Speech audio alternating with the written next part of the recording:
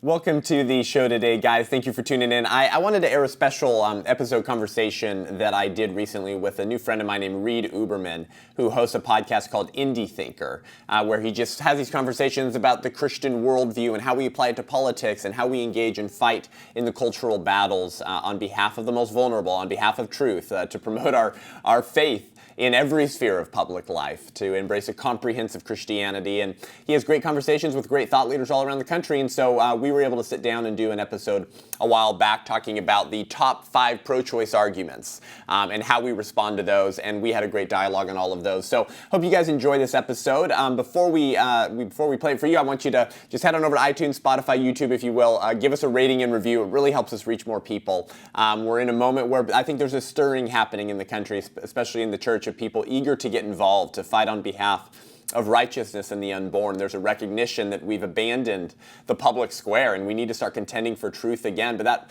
really begins with life, because if you don't get the right to life right, you won't get any other rights right. So do that for us. It's a small thing that really helps our podcast move up the charts so more people see it. But enjoy this episode and conversation with my friend Reed Uberman of the Indie Thinker podcast, answering the 5 top pro-choice arguments for abortion. Thanks so much.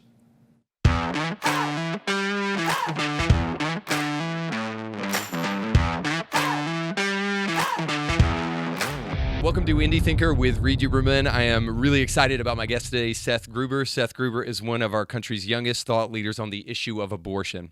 He is a nationally renowned pro-life speaker for Life Training Institute and is represented by the Ambassador Speakers Bureau. He is also the host of a fantastic podcast of his own called UnAborted, and I've been listening to it and just absolutely think it's phenomenal, man. So thank you so much for being on the show today. Absolutely, bro. Yeah, man, it's good stuff. I appreciate what you're doing. We need more Christians who have a robust Christian worldview and a comprehensive faith that impacts every sphere of their life. And we need more of those people who are saturating the digital marketplace, the new marketplace of ideas, with Christian ideas, with good ideas, with the ideas that founded this country, because we've let the left dominate that marketplace for too long. And that's a lot of where young people and individuals are shaping their worldview. So praise God for your voice on these platforms. Yeah, no doubt. And I totally agree with you. I was watching, I teach history too to high schoolers, and I was watching the other day Amazing Grace with some of my students. And this seems so simple, but I feel like we have to justify it anymore. Especially with Christians, is he's struggling with like the political life or the preacher life, and somebody says, well, I humbly suggest that you can do both, right. That you should tie in what you're doing with activism to your Christian faith and actually impact the culture. I know that's such a crazy thing, but I sometimes think people think I'm actually crazy because I'm like, for 18 years of my life, I've been in full-time ministry, doing pastoral ministry roles and stuff like that. And now I'm commenting about what's going on with our economy, commenting about socialism, commenting about critical race theory and, racism in America and that whole conversation. And then even abortion today, which unfortunately is becoming less and less a talked about topic in church, it seems. So yeah, man. So I'm in this place where I think we have to start making a difference in the culture. 2020 revealed to me that we're making less of an impact outside of these 4 walls, I think, than probably any other time in my life. That's right. Oh, but Reed, you're just trying to build a theocracy. You're just making an idol out of politics. You probably just want to force people to convert to Christianity and use political power to do it. Absolutely. I mean, these stupid, ridiculous talking points we get about Christians who want to put their faith into the political sphere. Yeah. It's just scandalous. And so, as I'm actually fond of saying, Reed, and I think this is actually very true, you think you'll probably agree with this, many woke Christians and politically neutral pastors and leaders, right, who say, we're not a political church, we don't talk about those issues. They accuse people like Frank Ramsor, Rob McCoy, Jack Hibbs. They accuse these pastors of making an idol out of politics, right? That's one of the biggest accusations. It's like, hey, that's idolatry, brother. You need to focus on Great Commission, preaching the gospel, make disciples. That's it. And now, you seem like you're just becoming a red GOP hack, and you're idolatrizing the pulpit and politics, and you need to stop that. I found that actually it's the people who accuse us of doing that. They've actually made an idol out of not being political. Yeah. And Yeah. can you make an idol out of politics? Of course you can, because the heart is an idol factory. We're fallen, Yeah, simple human beings. We make true. idols out of everything, don't we? So of Yeah. course you can, Read. Of course it's possible to do that. But most of the God-fearing men and women I meet across the country through my speaking that care about the pro-life issue, they're trying to get involved politically and accrue political power, to wield that political power for justice and righteousness, to stop the slaughter and genocide of baby image bearers who are being killed at the tune of 1 million a year. They want to exercise political power because they want to put their faith into every sphere of political life. So ironically, it's actually the people who accuse us, Reed, of making an idol out of politics who have actually made an idol out of not being political.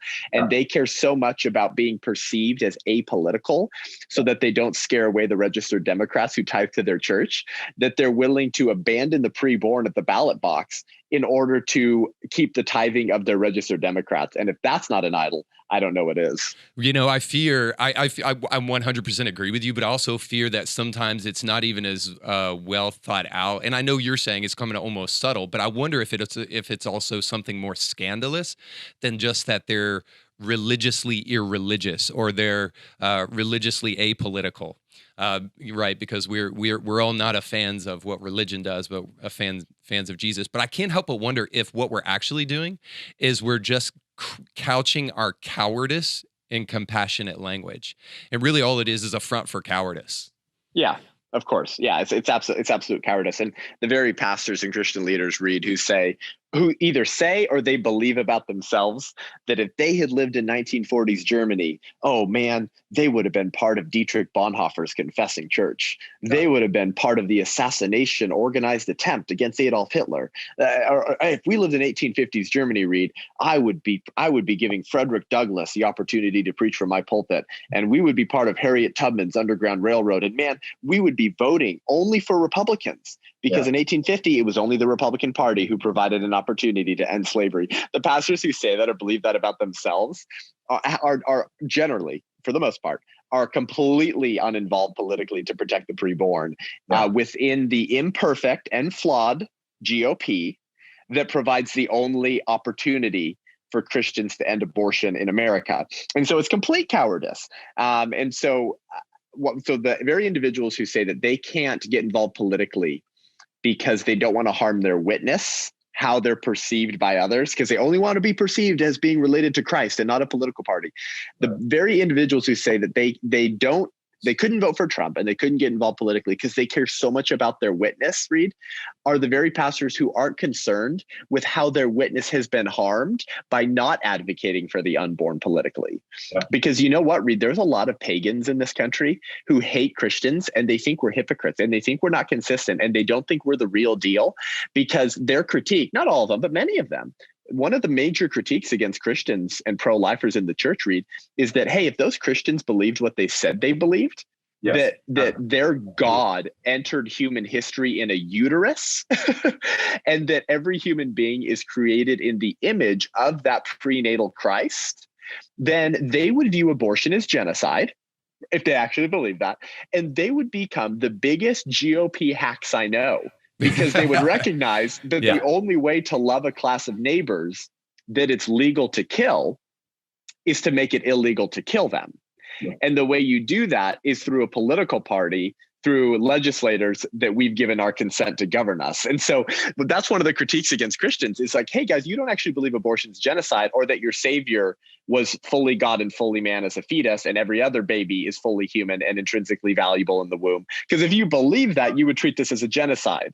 And so it's very funny. It's like, well, I guess you don't care so much about how your witness has been harmed by not advocating for the unborn politically. So it goes back to what you're saying. It's just complete cowardice.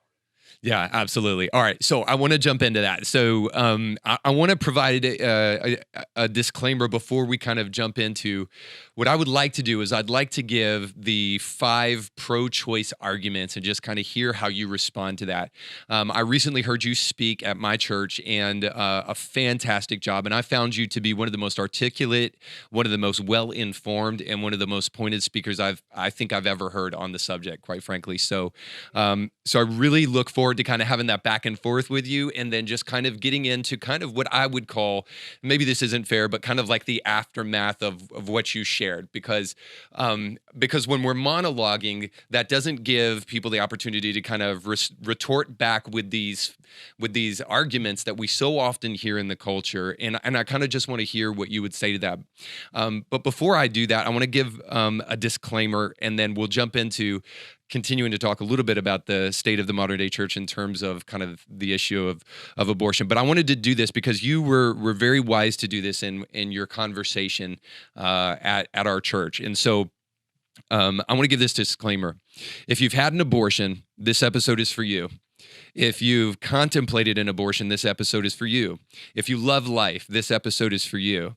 If you're pro-choice, this episode is for you, because God loves you no matter your past, but he loves you enough to change your future. So I want to make sure that everybody understands that everything we talk about from here on out is meant to display the love of Christ, but to also be incredibly honest about an issue that we have tiptoed around for far too long. So with that being said, I use abortion, and I don't know if this is totally fair, as a thermometer for the modern day church, because obviously we believe that life is important for the reasons you just stated so beautifully about the incarnation, about God in human form, and all of that stuff. We believe that life is beautiful and life starts at conception. All right, so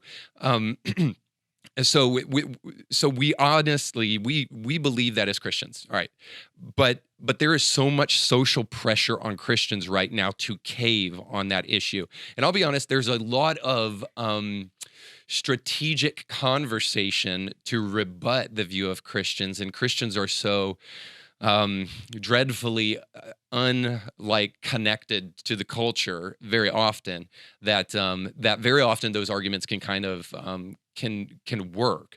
So I think really, I think it's fair to say that abortion is a thermometer for the state of the modern day church. And I'm a little bit disturbed by the fact that I do not hear any of the mainstream, whatever that is, or the mega church pastors that are very popular in America today and represent Christianity really around the world, but certainly in the United States. And I won't name names just to be fair. Don't worry, I will. You can, and I'll talk back with you about it. But just to be honest with you, there's too many to name, to be totally honest. So it's not even to tiptoe around the issue. It's just because I don't hear any of them talking about it. And now I want to be fair. There are pastors in America who are sold out to the pro-life movement and all of that stuff. But what is your take, at least in terms of where you think we are as the modern day church, maybe even from, I know this is not the best way to judge it, but from a pop culture movement, our ability to impact the culture with more than just cool pastors, but actually impact them with messages that matter. How do you feel from your experience and everything that you've seen where we're at as a church in terms of our stance on pro-life? Right. Well, the church today in America, Reed, is more comfortable than they've ever been before. And I mean, this is something we can all fall into, right? I'm not saying I'm not immune from this, but it's something we have to be very aware of. I mean, we've had it pretty good in America for a long time. And, we take our liberties and freedoms for granted now, right? We're incredibly numb and blinded to the situation and time in history that we find ourselves, right? Scripture says that God determined the sort of the timeline, the time and place of our being, right? So it's not an accident that we find ourselves in America in 2021. That's how God intended it. And he has a purpose for it. He has a reason for it. And so rather than exercising stewardship over the liberties we've been given and really the political power we've been given to seek righteousness and restrain evil insofar as it's possible, given current political realities, we've largely abandoned that stewardship role because it requires getting uncomfortable, and we end up getting attacked for it, don't we? When you stand for life, when you stand for common sense truths like men can't be women and women can't be men, when you stand for truths like we shouldn't chop off the genitalia of minors because they played with a Sally doll once and their mom said, "Oh, you must be a girl." When we stand against the culture of death, we're attacked for it. We're called bigots. We're called homophobes. We're called Christians who are trying to create a theocracy, right? We're just trying to require adherence to the Christian religion or else. Yeah. We're called that we're making an idol out of politics from woke pastors all around the country. Yeah. So there's a cost, but the cost that we have to count, at least right now, Reed, in order to stand for truth is virtually nothing compared to the cost that men like Dietrich Bonhoeffer had to count. Men like Oskar Schindler and young women like Sophie Scholl in the White Rose resistance in Germany, people who were murdered for their resistance to the culture of death, for their resistance to a genocide. That's exactly what the Holocaust was. Well, today, not only is abortion the greatest genocide in human history, but it also happens that in America, we have freedom and liberties to participate in the public square to help end the genocide of baby image bearers.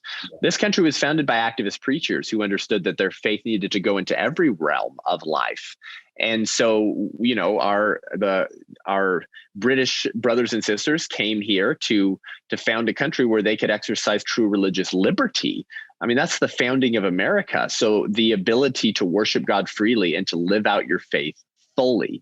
So what a blessing, right? That we can participate in sidewalk counseling to save babies outside of abortion clinics and not be arrested, that we can vote and we can determine what type of individuals govern us. But we don't even get uncomfortable enough to do that, Reed. Yeah. And if we can't get uncomfortable enough to do that and take the verbal heat and occasional physical violence that comes from it, then guess what?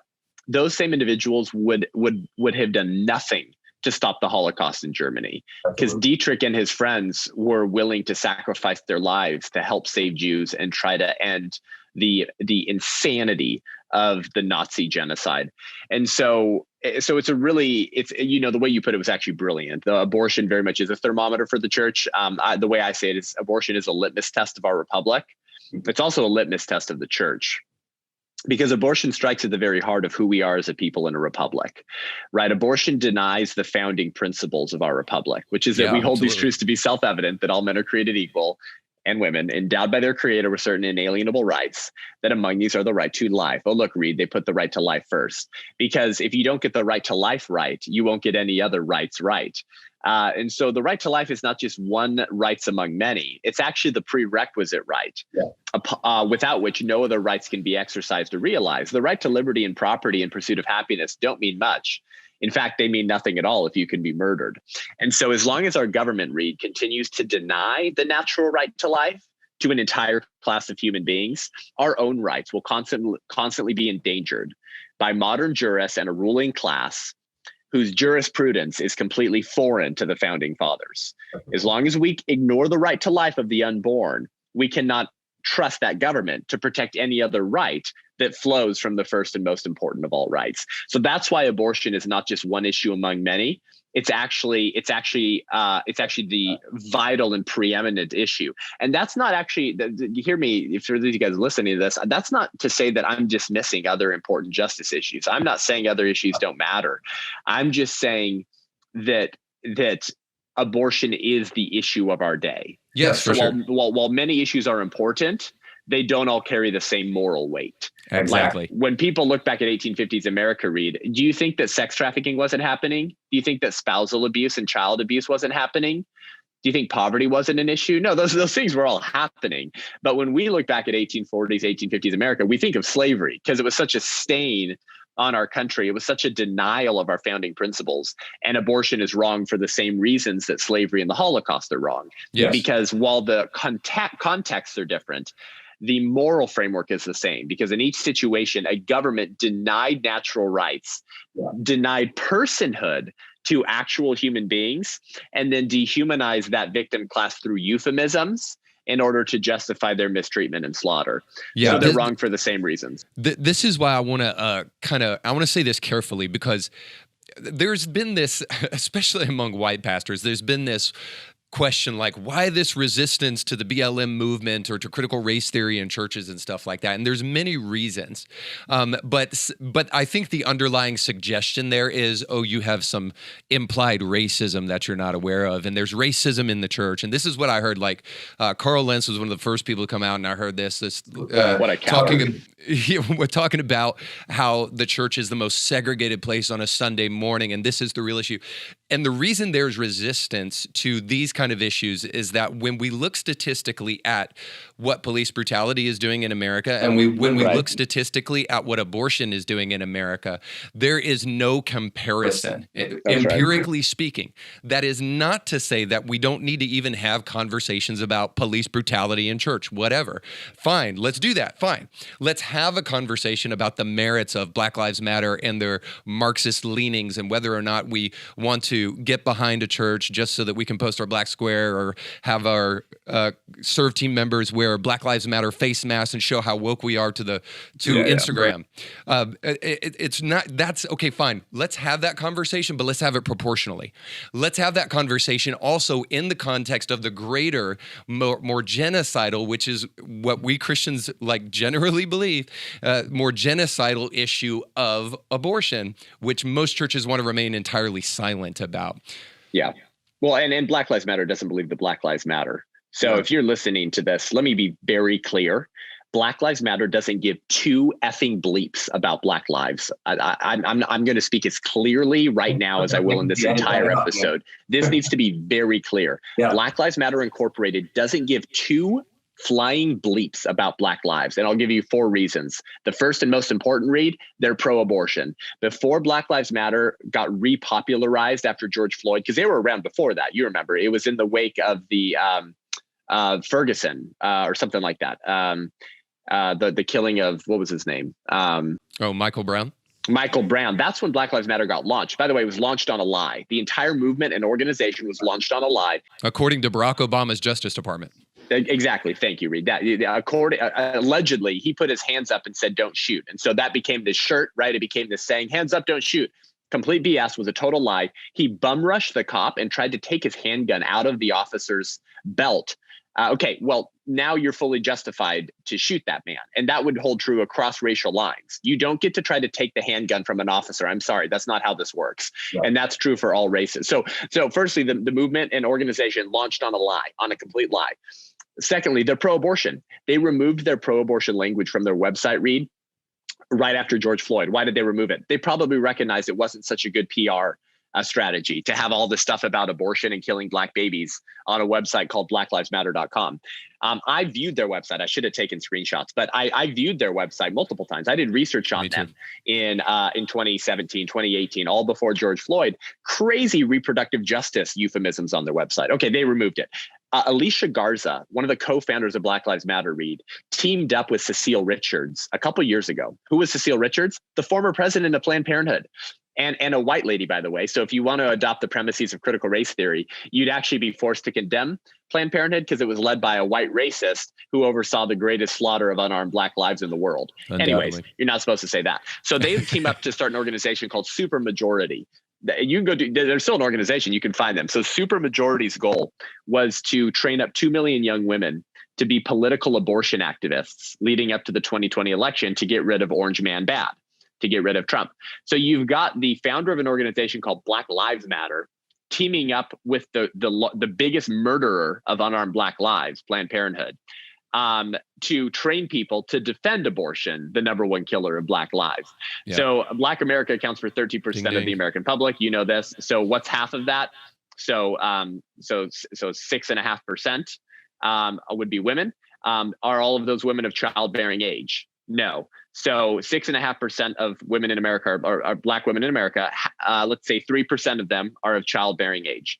So 3% of the American public, Reed, obtains 37% of the abortions. Yeah. This is all through the CDC. This is all available online. So 3% of the American public responsible for 37% of the abortions. Planned Parenthood knows this, and that they get a disproportionate amount of their income from such a small sample size of the American citizenry. And so according to a study by Protecting Black Life, they put 79% of their surgical abortion facilities within walking distance of majority Black neighborhoods, fulfilling Margaret Sanger's dream, the racist eugenicist founder of Planned Parenthood, to control and decrease the Black population. Okay, so Black Lives Matter doesn't care about Black lives because the number one killer of Black lives is abortion.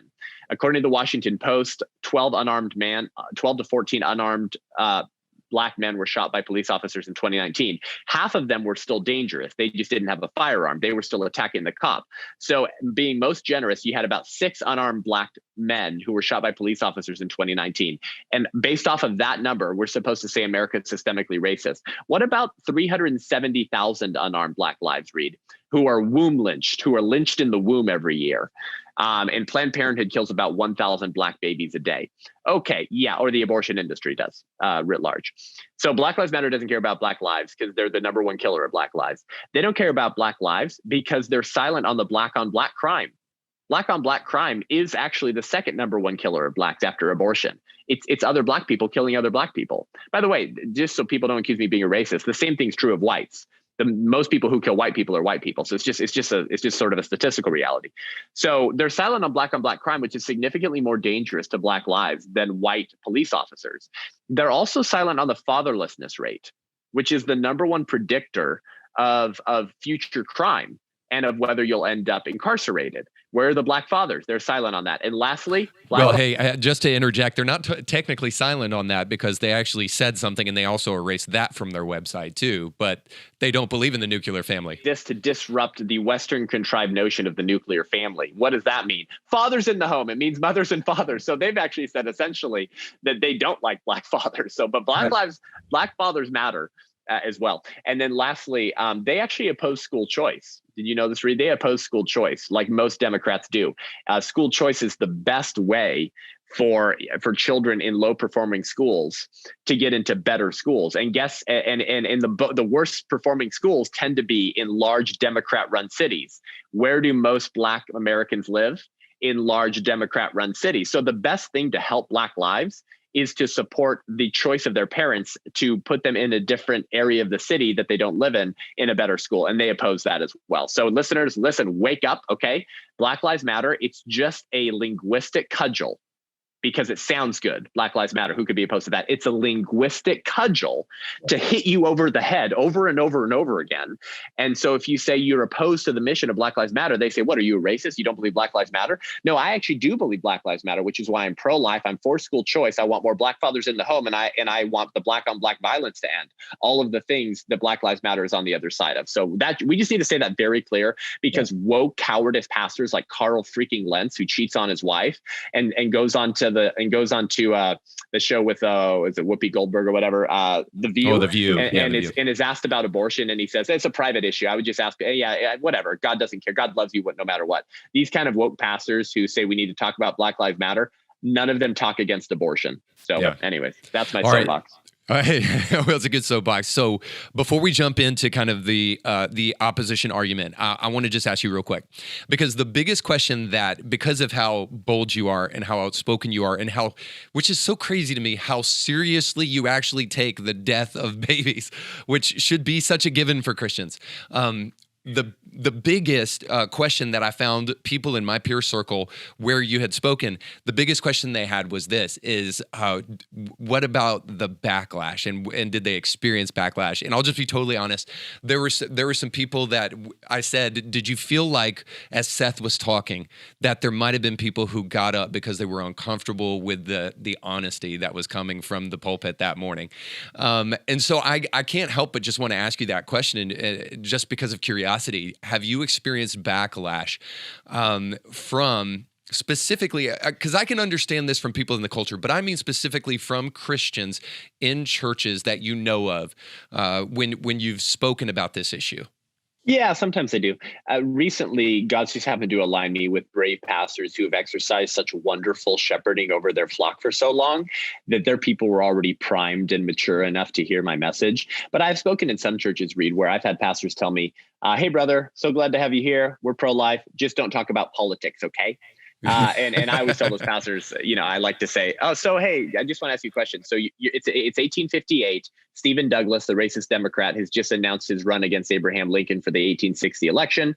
And you're a pastor of a church in the South where slavery is legal. And Frederick Douglass approaches you and he says he'd like to preach a sermon on how the church should be the ones ending slavery in this country because human beings are created in the image of God. And you tell Frederick Douglass, amen, brother, so grateful for your voice. We're definitely an anti-slavery church. Just don't talk about politics, okay? Yeah. What an asinine thing to say, Reed. The Democratic Party was the party of lynchings, the party of slavery, and you had a racist Democrat who wanted to protect states' rights, to protect slavery, running against Abraham Lincoln, a flawed, imperfect man who was quite incredible, who wanted to end slavery.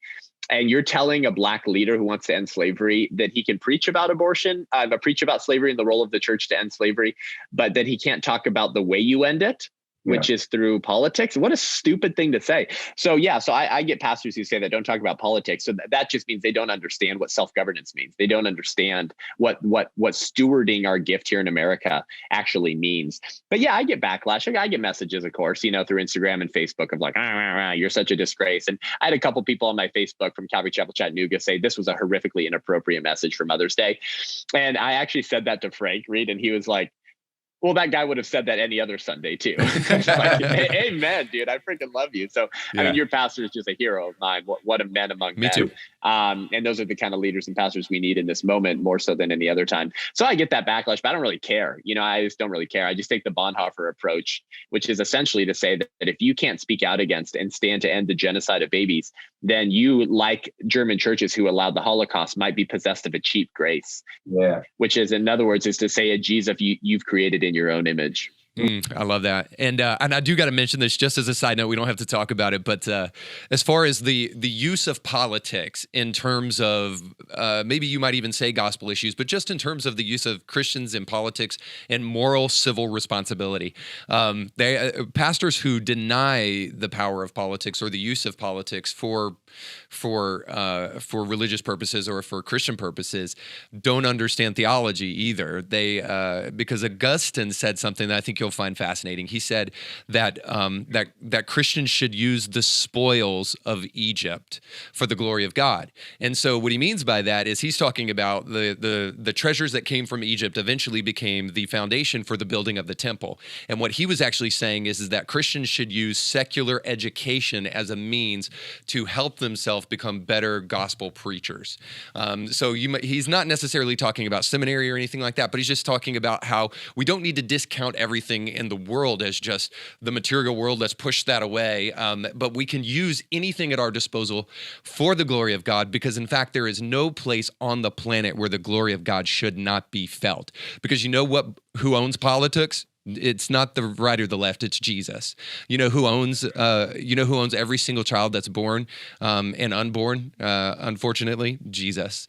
He is the head over everything. And we don't understand our own Bible if we don't understand that Jesus deserves headship over every area of our life. And that's certainly true of the abortion issue. Politics, Reed, is just an opportunity to love neighbor. Yeah. This should not be complex. So John Foster Dulles, he is former Secretary of State, had this great line in May of 1954. He was asked by a Danish student of this idea of politics and loving neighbor and the role of the Christian. And former Secretary of State John Foster Dulles stated that neighborly love in political actions means loving others based on the brotherhood that was created with God the Father of all. It means that the political power of any government must be considered an opportunity not to favor individuals, but to do well for all. Mm-hmm. And so for Christians who were told that the second greatest commandment is to love your neighbor as yourself, politics just becomes another outpouring of that, another opportunity to love neighbor. And so how should we love a neighbor that it's legal to kill? Well, if it was legal to kill me, Reed, while I would appreciate you raising funds to take care of my family if I was murdered, I would really appreciate you passing laws to protect me and say that people can't kill me. So the best way to love the preborn is to make it illegal to kill them. And the way you do that in America is through passing laws, and that means getting political. All right. So with that being said, let's flip the script a little bit, and then let's jump into some of these things. I want to, if we have time at the end, I want to ask you about the Phil Vischer video, who's the Veggie Tales guy,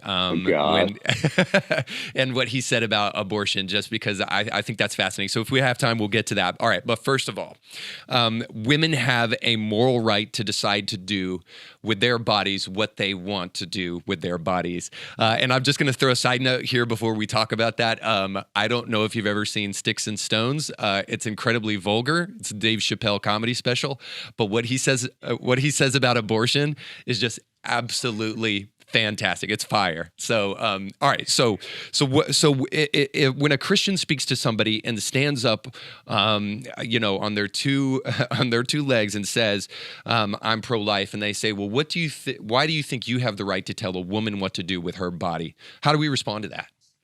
Yeah, man. These like overly used phrases have just become like a they've just become like a linguistic liturgy of the left. I mean, these things are so, it's like their catechism, Reed. I mean, these things are just become so overly said and used. And that's really what people need to understand. Like, the religion of the culture of death is secular progressivism, which is based on secular humanism, which is based on relativism. And this is the underlying religion and worldview of every Marxist, of every communist regime ever. So this is not an alternative politics. It's an alternative religion. People need to wake up to that. And so this is really just like, it's like a liturgy. It's like a linguistic liturgy. It's essentially just the catechist of the left. And so they have these chants that they just participate in over and over and over again. My body, my choice, bodily autonomy. Okay, so listen, the body in your body is not your body, lady. Because if you were pregnant with a boy, you don't have a penis. Okay. I mean, this should be so self-evident. If we're told my body, my choice, right? Which assumes how many bodies are involved, Reed? One. My body, my choice. It assumes one body's involved. Is that true that one body is involved? Well, if you care about science, you'd have to say no. The science of embryology says from the moment of conception, you're a distinct, living, and whole human being. And so if the mother if the body's in her body is actually just her body, then we'd be forced to say that pregnant women have 20 fingers and 20 toes, 2 brains, 2 hearts, 2 different DNA codes existing simultaneously, potentially 2 different blood types existing simultaneously. Oh, and if she's pregnant with a boy, now pregnant women have male genitalia. Now, of course, at this point, the leftists might say, yes, you're right. Welcome to UC Berkeley, to your lesbian dance theory major, where men are women and women are men. No. Women do not have penises, as much as the left would like to tell you that they can. So let me push back and say, okay, so obviously this is predicated upon a presupposition then that life does not begin at conception. So they're going to say, no, that's not a life in my womb. That's like a cluster of cells, right? So they'll look at life on Mars. Some will say, yeah, some of them will actually say it is. To make it even worse, many pro-choicers today, Reed, they admit that the unborn is biologically human. That it is fully human, that its parents are humans, therefore it's human, but it's not a person. So the rights of the mother supersede the rights of the child, and that's even more disturbing. That's disgusting. Okay, so that kind of to the side, because that seems easier to me to kind of talk about. But what about the people who want to deny the scientific reality of a life inside of a womb? Right. Yeah. So I mean, these people were 3 things. They were either asleep in junior high biology. They were eating weed brownies and were too high to pay attention to what their teacher was saying in junior high biology. Or thirdly, and more likely, they've been indoctrinated with anti-science bigotry from our state schools that should have been teaching the reality of embryology. Embryology, study of the embryo. What's an embryo? A human being at a very early stage in their physical development. The science of embryology for decades, Reed, has known, taught, and communicated that human life begins at the moment of conception. The law of biogenesis states that all living things reproduce after their own kind. So dogs can only beget dogs, cats can only beget cats, a male and a female can only beget another human being. This is undisputed scientific fact. And not because I say so, by the way, but because abortionists and pro-abortion activists and pro-abortion philosophers admit this. Yeah.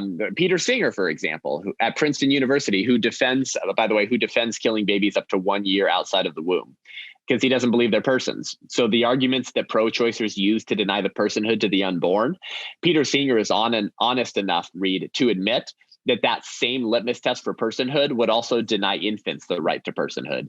So he's actually intellectually honest enough to take his ideas to their horrific, heinous, logical conclusion. And so we understand that human beings begin at the moment of conception. So they're not partially human. It's not like they're becoming a human being, Reed. They are actually fully human. Yeah. And Peter Singer will admit that. He'll say that the science is clear that the unborn is fully human, but it doesn't matter. And so this is plain undisputed at this point. But you have many pro-choice woke leftists in the culture, particularly of the millennial and Gen Z generation, who will just say it's not a human being. But you're seeing that less and less because it's just so blatantly false. That now they're starting to admit that it's a human, but it doesn't matter. You can kill them anyways. So the way you communicate that, the way you respond to that it's not really a human being is literally, I mean, you could just buy any embryology textbook and show them. If you want to put a link in your show notes, I can send it to you as well, Reed. If you Google when does human life begin, and then you enter the word Princeton, Princeton University has this great PDF on their website, and it's a collection of citations and quotes from dozens of different embryologists, neonatologists, biologists, and embryology textbooks, all saying that human life begins at the moment of conception. Wow. And so to deny that really today is you just look really stupid. I mean, it's just so plainly clear. So.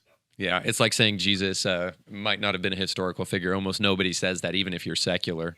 If you guys enjoy this episode and this show, and this has helped you contend for life, and this is helpful for you fighting the culture wars on behalf of the preborn, then would you consider supporting this show by becoming a patron of the show, patreon.com/unaborted. This is just how we crowdfund the podcast. We're able to do more episodes, bring on more guests, increase the production value, as well as soon begin to start taking this content to the streets with a video team, be able to record these conversations with people on the issue of life, where we apply the ideas we talk about in the show into a conversational format. And that's really the kind of viral friendly content that people really like to watch on YouTube, and it helps them watch conversations on controversial topics that maybe they're afraid to have conversations with, and equips them and gives them the tools to have those conversations. So please consider becoming a patron of the show by heading over to patreon.com/unaborted, and we'll be right back with a whole lot more.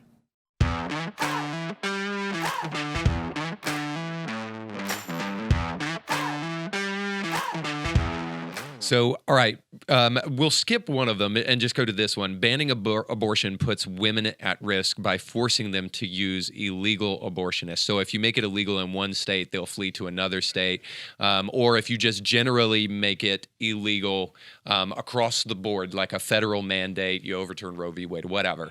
It's arguable whether or not that even does it. But all of a sudden now they're going to get abortions one way or the other, because where there's a will, there's a way. Yeah. What a sexist argument, huh? What absolute bold-faced sexism from pro-choicers to say that even when abortion's made illegal, women will still be forced. Who's forcing them? No one's forcing them. So what they're saying is women will choose to arrange dangerous, illegal, back alley abortions when abortion's made illegal, because that's just how, I guess, inherently weak women are, Reed, that they will still choose to arrange the death of their unborn child through illegal means, even if doing so endangers their own health and life. Wow, pro-choicer, you got a pretty low view of women there. I have a much higher view of women, that when abortion's made illegal, most of them will choose to obey the law. And they won't arrange the murder of their own children illegally, where they could endanger their own life and health as well by seeking out back alley, dangerous coat hanger abortions or whatever. I have a much higher view of women, that most of them will embrace motherhood for the child that they're already a mother to, and accomplish everything else as well, because they're an image bearer of God with intrinsic dignity, value, and worth. That God wants to use to accomplish wonderful things in this world. I mean, that's a much higher view of women. So firstly, you have to point out how sexist the pro-choicer is.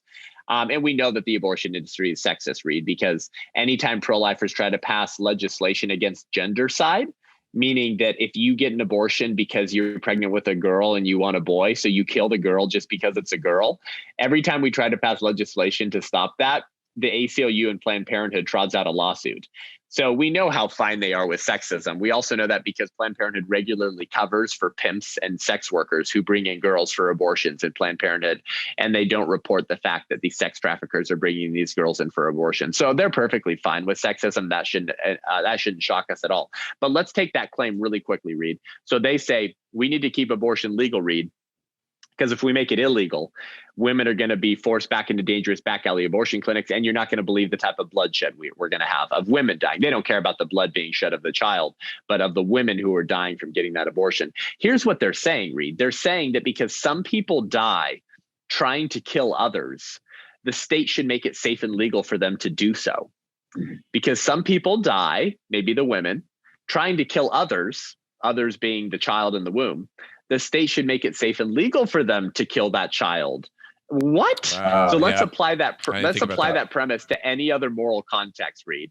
Because some school shooters are harmed or killed in the process of trying to kill their classmates, the state should legalize school shootings. Yeah. Because some emotionally disturbed teenagers who walk into a school campus to murder their peers, sometimes, Reed, they're actually shot by a security officer or an on-campus police officer to put them down, to prevent them from killing others. So some school shooters are harmed or killed in the process of trying to kill others, just like the woman is harmed or killed in the process of trying to kill others in an illegal abortion. So the state should legalize school shootings, Reed. Yeah. What? What a stupid thing to say. I have a better solution. Don't kill your peers with a firearm. Don't kill babies in abortion, and don't put yourself in the environment where you can be killed in the process of trying to kill your own unborn child. How about we believe more in women by supporting their choice to embrace motherhood and not dangerously arrange the illegal death of their unborn child? And so we know that they would never apply that premise to any other moral context, Reed. So the reason that they're applying that context to the preborn but not to individuals this side of the womb is because they've assumed the unborn child is not fully human or somehow not deserving of the same rights as you and I.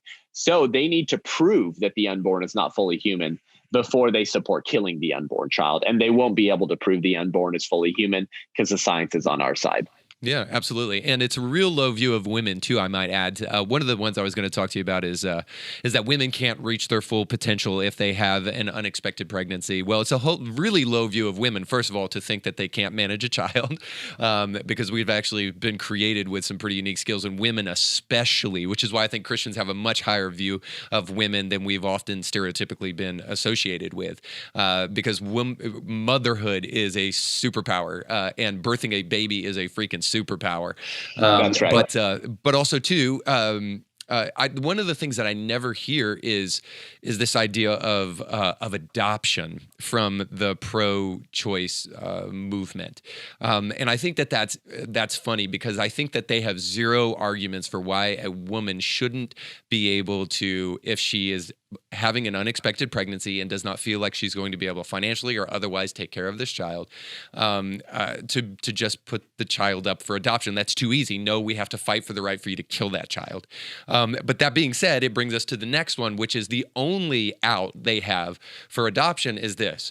Well, if that baby is a threat to the mother in terms of her well-being. So if she delivers this baby, the doctor says there's a high likelihood because she's high-risk pregnancy that something could happen to her or the child. Or this is a child that is a byproduct of rape or incest, and this woman should not be forced to have the baby of her rapist. So what do we say to that? Yeah. So firstly, you have to point out that abortions performed on women who have been raped account for about 1% or 0.5% of the annual abortion rate. So simply ask the pro-choicer if they will then join you in fighting to end the 99.5% of all other abortions that aren't performed in cases of rape. And then they always say, no, I believe abortion is a human right. Oh, so why are you using rape victims to make yourself look compassionate? That's what they're doing. They're hiding behind rape victims, and they're appealing to the 1% exception to argue for the norm. They say, I support abortion because if a woman's raped, she shouldn't be forced to bear her that child. Well, she's not being forced. The rapist forced her to bear that child when he impregnated her. We're just saying that unborn children should not be forced to suffer for the crimes of their father. To murder a child because daddy did something wrong is deeply disgusting and ridiculous. And when you say that women need abortion in the cases of rape, what you're saying is it's okay to give the death penalty to a child because daddy did something wrong.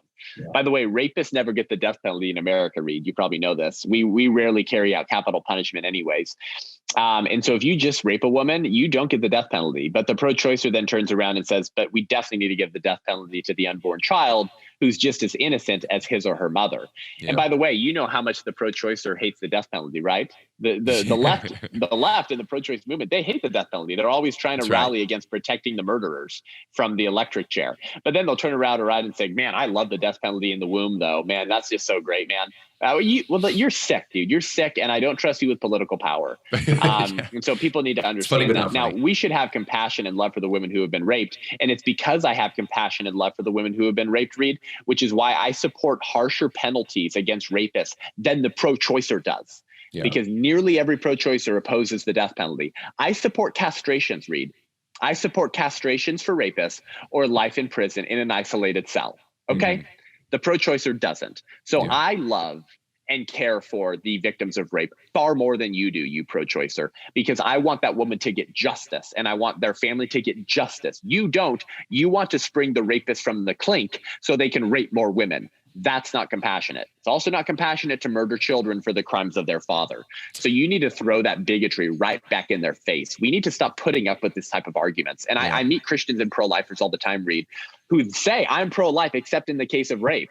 And I say, then you're assuming the religious premises of the religion of secular progressivism. You're assuming the bigotry of choice when you say that. Yeah. And I know children who have been conceived in rape and have been born, Reed, and they're now pro-life activists. So why don't you go look at the child of that woman's face and tell her that she should have been murdered, because the compassionate thing is to kill babies conceived in rape. Okay, hopefully I've debunked that one. Now they say, well, what about the life or health of the mother, Reed? Yeah. Right. What about if the pregnancy is endangering the mother's life, then we need to allow abortion in that circumstance. Guess what? Abortion's never medically necessary to save mom's life.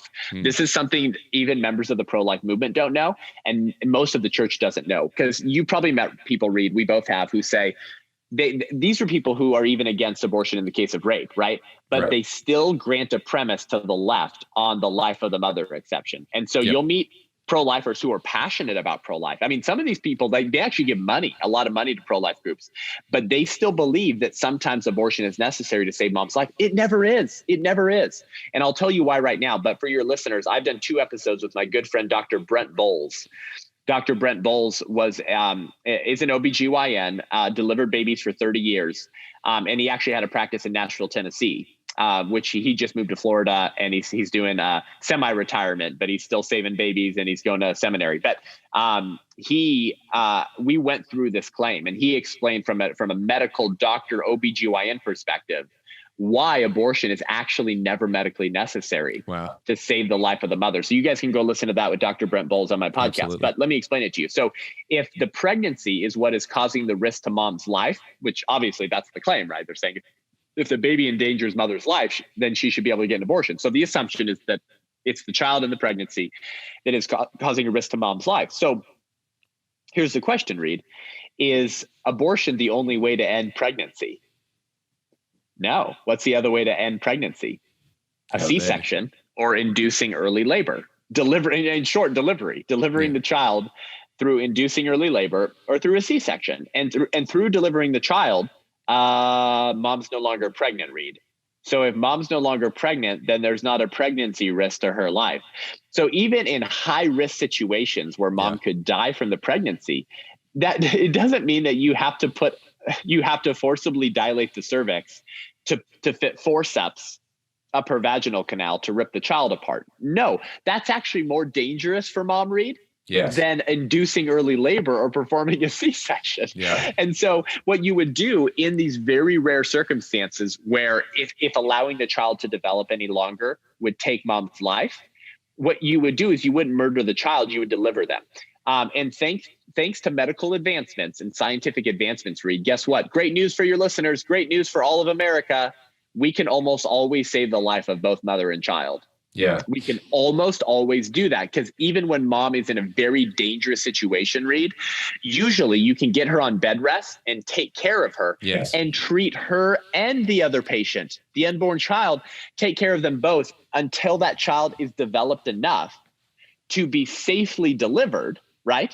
and then be able to survive in a neonatal unit. The earliest baby to have been born and survived in America was born at 21 weeks and 0 days. That's nearly half of the entire pregnancy, because full gestation is 40 weeks.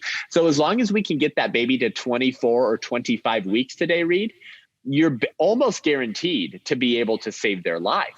Now let's assume in the super minority, we're talking like a handful of cases, right?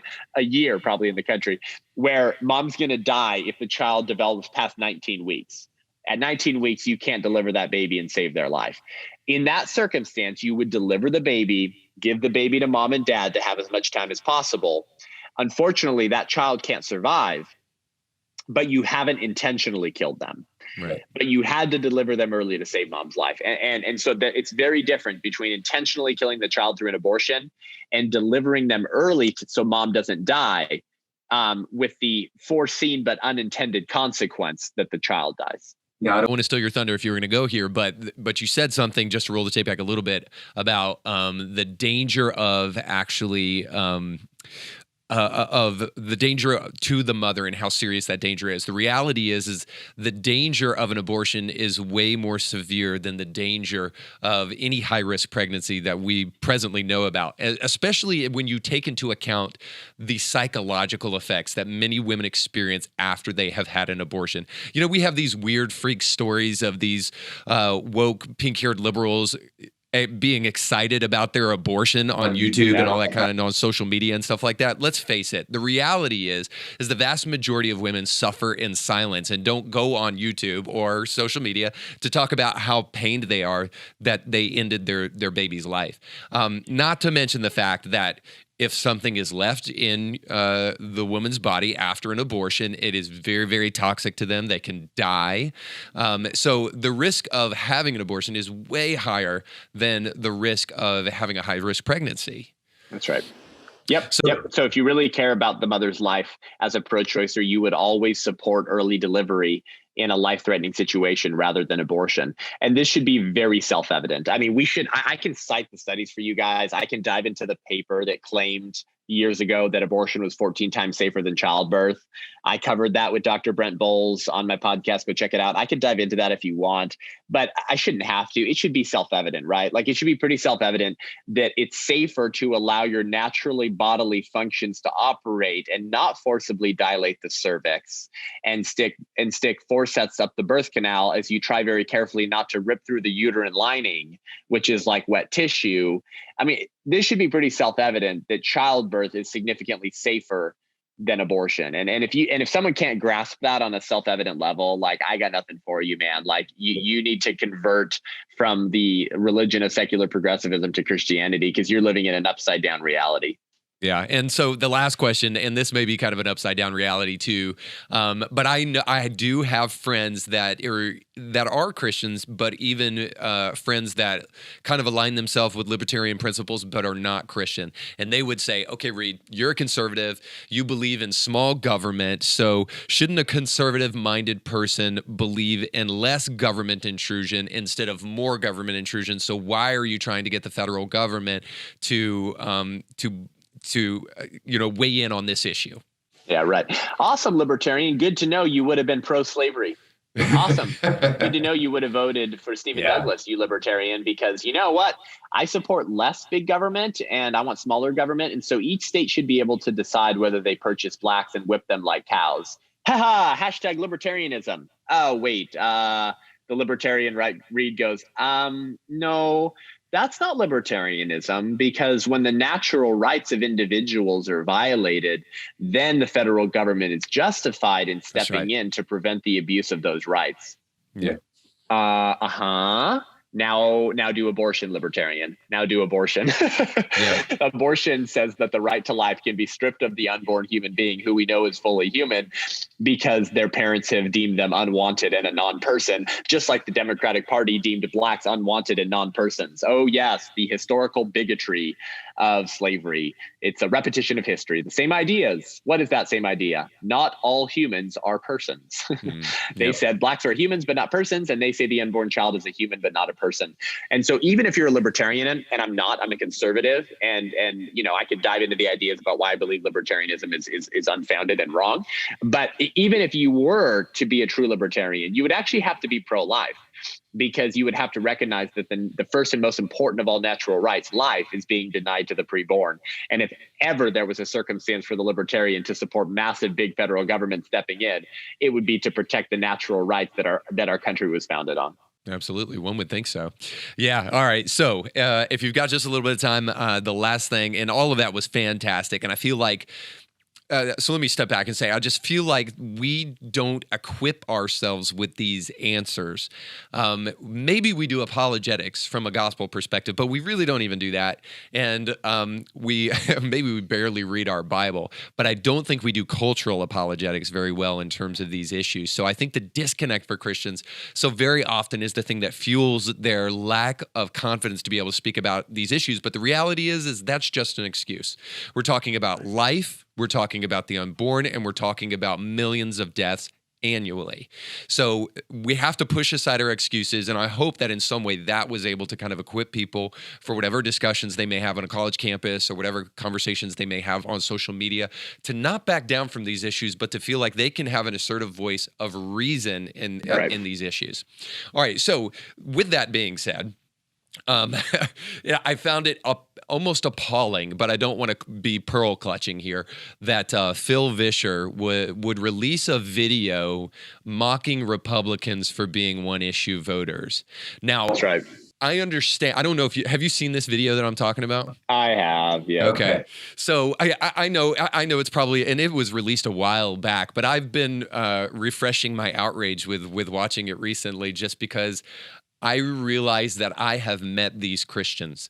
These are the Christians that voted for Joe Biden because they had a sympathetic view against the rhetoric of Donald Trump. And I know Christian friends in evangelical circles who put together coalitions to vote for Joe Biden, to have Republicans turn blue to vote for Joe Biden because of Trump. And I want to just say to them now, like, how you feeling now? How you living now? How's the economy looking for you now? Not to mention the fact that the moment he got in office, he immediately signed something overturning what Trump had done on the pro-life issue. So not only is that video, and I would encourage anybody, I hate to do this because it doesn't deserve any more views than it's already gotten, but I would encourage people to go look at it and to really try to wrestle with their own conscience about what's being stated in this video. So Phil Vischer, for those who don't know, is the creator of Veggie Tales, and he, in a sense, not really mockingly, but almost mockingly, mocks Christian Republicans for being one-issue voters. And this came out about the time that Trump was going to be reelected. And so he creates, my first problem with this video is that he creates a straw man. He says that Christians vote Republican because they believe that Republicans will put pro-life judges in who will overturn Roe v. Wade. Now stop real quick right there.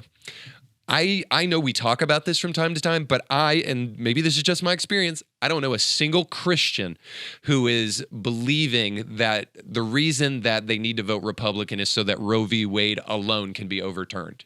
All right, so I just want to give you some of this stuff, and then I want you to respond to it. So the reason we vote Republican, and I believe that we need to encourage, it needs to be beyond one-issue voters, but one-issue voters are okay if it's this issue. We vote for people like Trump because he stood with over 20 countries to promote life internationally to the UN. So he stood with 20 other countries who were pro-life in the UN's presence. He defunded Planned Parenthood at least $30 million. And by the way, Planned Parenthood contributed $45 million to Biden's campaign, and 98% of their contributions go to Democrats. And I bet you can't guess, Seth, how many goes to Republicans. Absolutely nothing. Yeah. And so the reality is that there's so many other issues here. Defunding Planned Parenthood, executive order type stuff is among them beyond Roe v. Wade. So This is coming from a Christian. The very first comment on that video said something like, I wish more Christians would think about these issues like you have. And I see, and again, I'll reiterate this. I know these Christians in church who have just absolutely adopted the culture as their operating principle of theology, rather than actually grabbing a Bible and a conscience. So what was your response when you saw that video? I mean, I had friends from college that I went to Westmont with who were like, isn't this such a thoughtful video? I was like, no, this is blatant bigotry.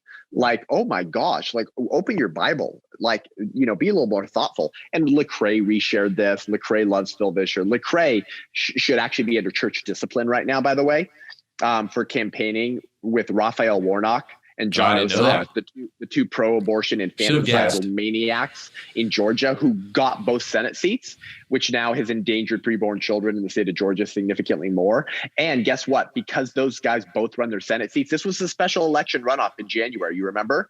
That was going to dictate the balance of power in the Senate. Because they both won their Senate seats, the Senate goes 50-50 with Kamala Harris the tie-breaking vote. Lecrae helped give one of the greatest gifts to the party of death in the abortion industry in decades, which is to put the most pro-abortion politician in American history, Kamala Harris, as the tie-breaking vote in the Senate.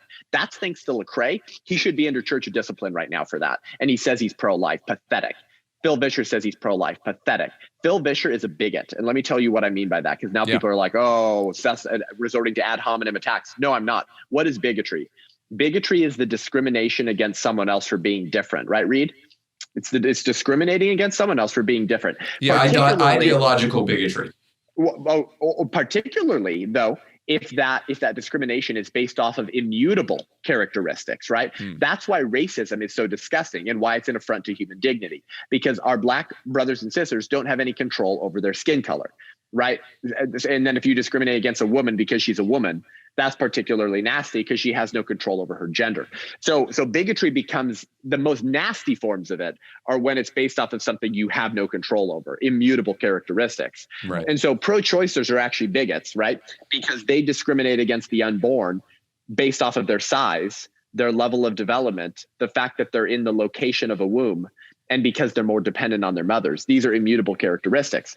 So Phil Vischer is a soft bigot because he says he's pro-life, but he doesn't believe that the unborn is intrinsically valuable enough to warrant political protection. Yeah. And why does he not believe that they're valuable enough to warrant political protection?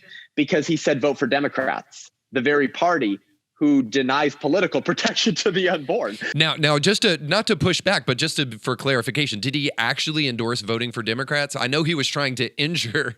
That's the implication, right? But did he actually say that? Yeah, when you create a video as a Christian as to why it's justified to vote for Democrats, okay, dude, I mean, maybe you didn't say vote for Joe Biden, but by the way, Lecrae essentially did. Lecrae was helping campaign for pro-abortion Democrats, which is a tacit, which is an approval of their run, and you want people to vote for them. So maybe Phil Vischer didn't say that, but he makes an apologetics case for why it's okay for Christians to vote for Democrats, the very party that denies political protection. By the way, and as a side note, using false statistics, he suggested that Roe v. Wade would only impact abortions by 12%, and then like healthcare in Maryland would impact abortions by like 37%. Like nationally, bro, or are we talking like in a county? You're just lying, and then he doesn't even cite where the statistics come from. That's right. So let's dive into that. But first, I just wanted to say that Phil Vischer is actually a bigot. Like, if you say that a certain class of human beings are human beings, but that they don't deserve protection in our laws, then you're a soft bigot. Because you're saying that, they have some dignity, like they have some value, Reed, but like not enough value to get protection in our laws. Then like you're a soft bigot. Like maybe it's not hard bigotry that says that the unborn isn't a person, but it's still soft bigotry. Okay. Yeah. So what does he say about this? He says, vote for Democrats because Democratic policies decrease abortion. And look at this chart I found over here somewhere. It shows that when Democrats are in control, their policies decrease the abortion rate. Well, firstly, like you said, it's actually a straw man, because the goal of the pro-life movement, Reed, is not to decrease abortions. It's to make abortion illegal. Yeah, that's good. Yeah. And unthinkable, meaning that not only do we want to pass laws to protect the preborn, like we actually want to communicate to the next generation and rebuild the social fabric and the moral compass of the country so that they'll hate abortion. Like, we want abortion to be as horrific in the minds of Americans as slavery is today. Yeah. That means making it unthinkable. So question, Reed, can you make abortion unthinkable as long as you vote for the Democratic Party, allow them to dwell in positions of political power when their platform refers to murdering the preborn as reproductive health care?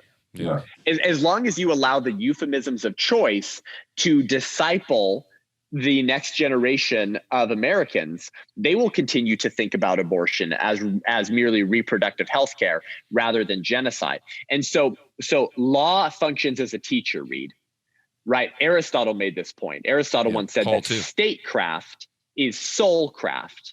Statecraft is soulcraft. What did he mean by that?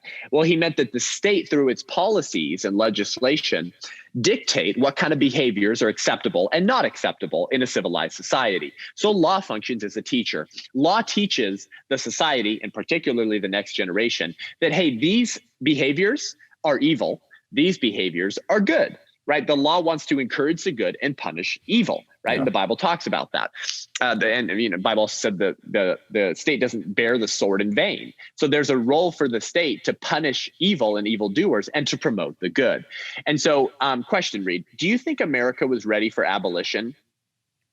No, America wasn't ready for abolition. Didn't we fight a war over it? What was it called? The Civil War. I guess we were pretty divided, and the social fabric was not ready for the abolition of slavery. But guess what? Lincoln and the abolitionists, Reed, stepped in anyways and said, we are banning slavery now because this is disgusting and evil. Come on. And then it took 100 years to rebuild the social fabric, didn't it? So slavery gets banned in, is it 1865? 1864. Yeah, I think you're right about that, yeah. 65. Civil Rights Act, 1964, right? 99 years between when slavery is made illegal and when blacks actually have full equality before the law. So that took a long time, didn't it? But wasn't it a good thing that the politics stepped in, that the state stepped in, that laws were passed saying you cannot treat black individuals like this? But I want you and your listeners to think about something. It would have taken a lot longer for blacks to achieve full equality before the law if we hadn't banned slavery, Reed. Right. So it still took us 99 years with banning slavery. How much longer do you think it would have taken to get to the Civil Rights Act if we hadn't used the law through political power, through Republicans wielding political power to ban slavery in 1864? Yeah, and just to reiterate, the goal here is not less abortions. The goal here is to get rid of abortion. To make it illegal and unthinkable. Completely. So you can't make abortion illegal, Reed, by voting for the party whose freaking platform says abortion through all 9 months of pregnancy and funded with your tax dollars, you Republican bigot, Reed. You can't make abortion legal by voting for that party. No. And so while we might celebrate some decreases in abortion, Reed, that's not our goal. And then you also can't accomplish our second goal of making it unthinkable if you vote for the very party who describes that procedure as reproductive justice and helps craft curriculum for our public schools that say abortion is reproductive health care and women need abortion to be fully equal to men. So it's a straw man. You can't actually achieve what you want by voting for Democrats. But the stats and the claims, Reed, they're actually false. The claim that abortions decrease under Democrats ignores the fact that abortions have been decreasing, Reed, across partisan presidents. That's right. So you had Reagan, right? And then you had Clinton, and you had the Bushes, you had Obama. The whole time the abortion rate was decreasing. Yeah. So it's like you can't purely apply that purely to Democrats. Yeah, and I looked this up too, Seth. I wanted to mention this. I looked this up too. So hold on to that thought. I looked this up too. Multiple articles confirm that it's certainly not Planned Parenthood not trying to do their job that abortions are going down. The reason abortion is going down is just simply that people are having less children. Has nothing to do with the abortion industry not going into high gear and continuing to do everything that they've done since they've been in motion. So So it's just absolutely a false claim that it doesn't matter who's in office, that abortions are going to keep on going at pace. It just simply has to do with a more cultural phenomenon than it does with who's president. It's a few things. People are having less children. Pro-life laws are actually effective in saving many children as well. And thirdly, the invention of the ultrasound and ultrasonography that has forced the American public to look at what the child looks like at 8, 9, 10, 11, 12 weeks old has humanized the child in a way that we haven't been able to before. And that significantly decreased the abortion rate. And also pregnancy resource centers now outnumber abortion clinics 2 to 1. And there's been an 80% growth of pregnancy resource centers between 1980 and today. And so these are clinics that provide all of their resources for free and all of the non-controversial healthcare services that Planned Parenthood provides, minus the baby murdering part. And so more pregnancy centers, more ultrasonography, more humanizing pictures of the child, more pro-life laws, and people having less children. On top of all of that, Reed, Bill Clinton in 2000, when he became president, said that states no longer had to report their abortion data. And so states are not required to report their abortion data. Want to guess the names of any of the states, Reed, that don't report their abortion data? California, New York, Virginia, some of the states that kill the most preborn children. So now we just kind of have to guess. We kind of have to guess the numbers of abortions. So Bill Clinton and Democrats weren't responsible for decreasing the abortion. States just stopped reporting their abortion data and then got credited with decreasing the abortion rate. So the whole claim is fallacious the whole way through, but primarily because it's a straw man. We don't want to decrease abortions. We want to ban it, and you can't ban it by voting for the party who literally say at the top of their platform, we're going to protect abortion. And Joe Biden and Kamala Harris, Reed, have said that they're going to codify it into federal law so that states who pass pro-life laws, every single one will be deemed unconstitutional, despite the fact that many of them are already deemed unconstitutional. Well, you can't make abortion illegal by doing that. So that's the first reason. And the second reason is that Phil Vischer ignores the fact that law functions as a teacher, as I said. And so if you want to humanize the child, restore dignity and legal protections to the unborn child, the law is actually part of the role. The law plays a role in humanizing and restoring the social fabric of America. What he does is he does something called reductio ad absurdum, which in debate is a logical fallacy. He reduces the argument of Republicans to the most ridiculous version of the argument, which I really don't think. Again, I'm appealing to experience, but also I have 18 years of ministry, going all over the world speaking to Christians, and I know we talk about it, but I don't know a single Christian that says my one issue vote for pro-life is that they will overturn Roe v. Wade. There's not a single Christian that is voting based upon Roe v. Wade. They're simply doing it based upon the atrocity of pro-choice and the death of the unborn. And quite frankly, I'm appalled that a Christian would suggest that is not sufficient basis for being able to be a one-issue voter. And so as a Christian, if that isn't the right basis for being a one-issue voter, I would love to know what is. It's like the non-Jesus party. Do we have to invent that for it to be a one-issue party? Phil Vischer is actually using a racist slavery strategy in that argument. And I'll finish with this, just to really make sure your listeners understand what a bigot Phil Vischer is. So did you know that many racists, Reed, they actually argued while during the abolitionist movement, while Lincoln and others were trying to abolish slavery, do you know what they would argue many times? They would say that, hey, in states that favor abolition, we're actually seeing an increase in the rise of racial violence and the death of Black individuals. Why, Reed? Well, because those pesky Republicans, those GOP people, they're creating tension amongst the culture and societies that are very comfortable to slavery because they're very accustomed to it. And by favoring abolition, it's creating racial tension. And so you're actually more likely to get increased rates of racial violence in states that favor abolition. And so if you really want to decrease the instances of racial violence, Reed, you'll vote for Democrats, the party of slavery, because while they're enslaving Black human beings and calling their murder, just plantation care and economic rights, don't worry, they'll take care of their slaves a little better.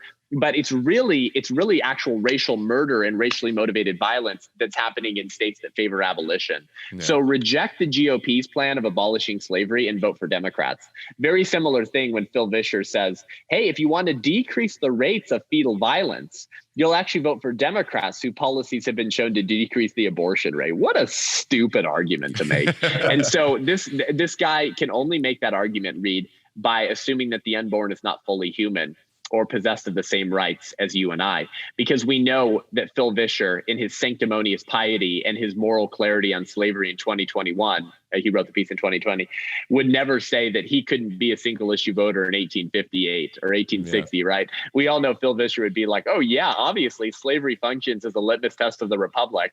And I would totally be a single issue voter. In fact, I would probably say that Christians had a moral obligation to vote for Abraham Lincoln because of the scourge that slavery represented on our country.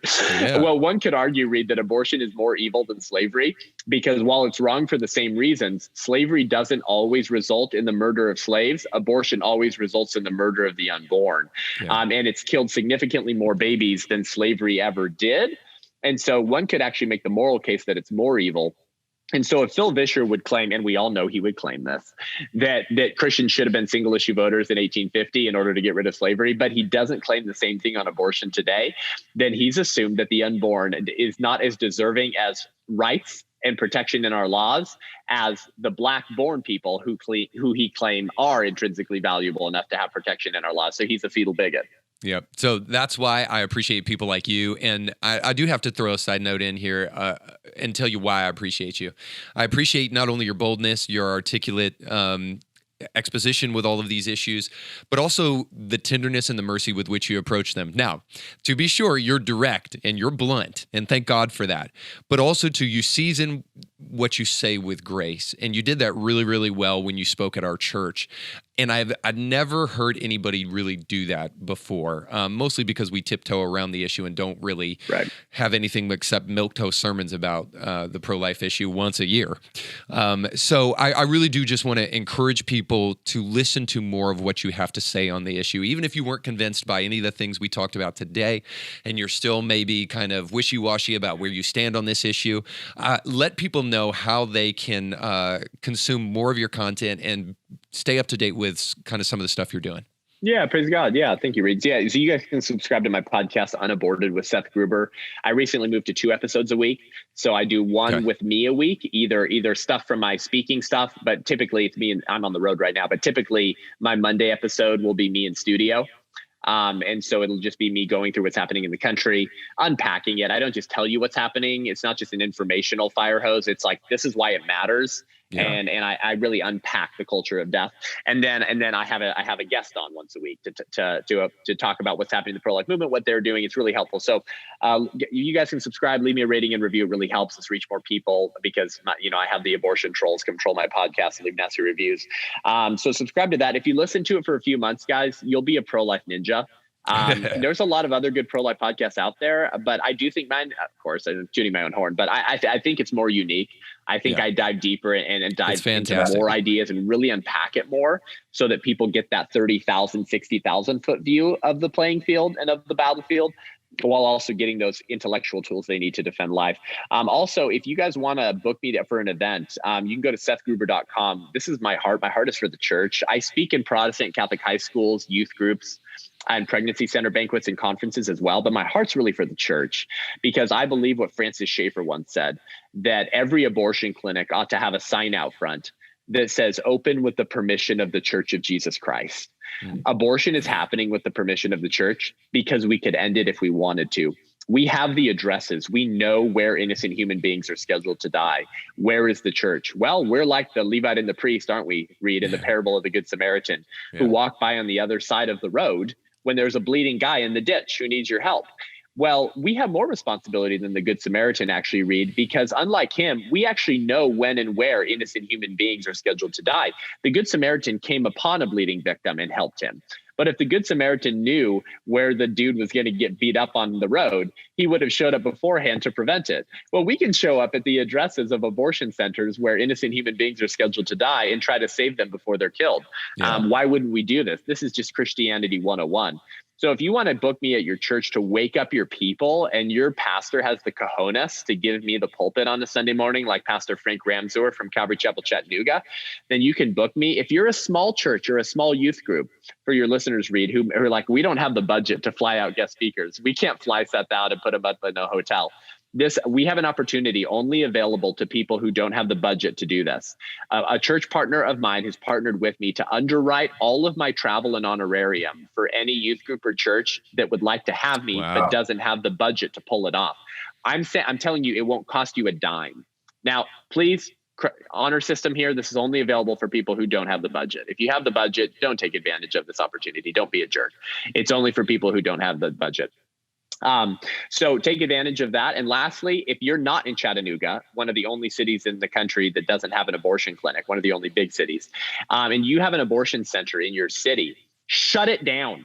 Yeah. Rally Christians to show up in sidewalk counseling and plead for the life of the orphan doomed to die. 40 Days for Life has found, Reed, that during their 40 Days for Life campaigns, they see an upwards of a 70% no-show for abortion appointments when Christians are outside praying. Wait, are you telling me that when the bride of Christ shows up to where God already is outside of death camps, that he uses his people? He waits for us to move and uses us through his Holy Spirit? Oh, yeah. So women are frequently rejecting abortion and not walking into those doors because they don't want to be seen by others. Why wouldn't Christians be out there pleading for the life of the orphan and promising the help of the church? So go to lovelife.org/America. And I'm an ambassador for Love Life because their goal is to rally churches and Christians all around the country to put a Christian witness outside of the sidewalks of every abortion center in the country, Reed, that would result in an end to abortion and the orphan crisis. And they're promising the help of the local church and the hope of the gospel. So they don't just ask women to not kill their children. They offer to help raise the child, pay for diapers, pay for the delivery, get them an apartment, get them a car, get them out of a dangerous relationship if they need to, invite them over to dinner, love on them, introduce them to their friends and family members, and preach Christ to them. So this why wouldn't the church be outside of these death camps? So that's how you guys can respond. My podcast, book me for an event, and go to lovelife.org/America to fill out their interest form and just tell them that you would like to participate in sidewalk counseling in your city to help shut down abortion clinics. And what an amazing testimony you'll be able to share to those babies who were saved because you showed up, and to your families and grandchildren that you played a role in shutting down an abortion clinic and maybe ending abortion in America. Amen. Enough is enough. It's time for us to quit being theoretically pro-life, and it's time for us to be actively pro-life. So thank you for your role in activating the church and even putting a little fire under us to make sure that happens, man. So God bless you, and thank you so much for being on today. Thanks, Reed. Keep it up. All right. Will do, man. You too. And bye-bye, everybody. Thanks for joining us. Thank you guys so much for tuning in today. I hope you enjoyed that conversation episode with my buddy Reed Uberman at the Indie Thinker podcast. Kind of an evergreen episode for you. You can share this with friends. You can go re-listen to it to just fill your quiver with tools to defend the preborn. We obviously talked through a lot of the different myths and pro-choice arguments, including that ridiculous line that I'm sure you hear a lot, that Democratic policies help decrease the abortion rate. So real pro-lifers should vote for Democrats whose policies will save more preborn children, huh? Hopefully that was helpful to help you debunk some of those myths. Send this episode to a friend, and hopefully it helps you have greater conversations to protect the preborn, especially in a political climate that has become so divisive on the issue of abortion, where Christians are told that they have no role for their faith in politics and they should just be quiet or they should vote for Democrats. Hopefully we've debunked some of those claims for you and encourage you to stand for life in a moment where the church is needed more so than any other time. But if you want to engage with me online and learn more, head on over to sethgruber.com, SETHGRUBER.com to sign up for my newsletter, to see my speaking schedule if you want to hear me speak live and local, or if you want to book me for an event. My fall schedule is actually filling up fast. So if you want to take advantage of this opportunity to bring me out to your church or youth group or a conference, go ahead and act now. We also have a special scholarship available for churches, youth groups, and faith-based high schools who can't afford to fly out a guest speaker, to put them up in a hotel, to pay their honorarium. If you don't have the budget for that, but you'd like to bring me out for an event, I have a church partner that's generously offered to underwrite all of those costs to bring me to you. So take advantage of that. Contact me through sethgruber.com if you're interested in that. And if you enjoyed the show, once again, leave us a rating and review. It really helps us reach more people. We really appreciate it. Until next week, I'm Seth Gruber, and this is UnAborted.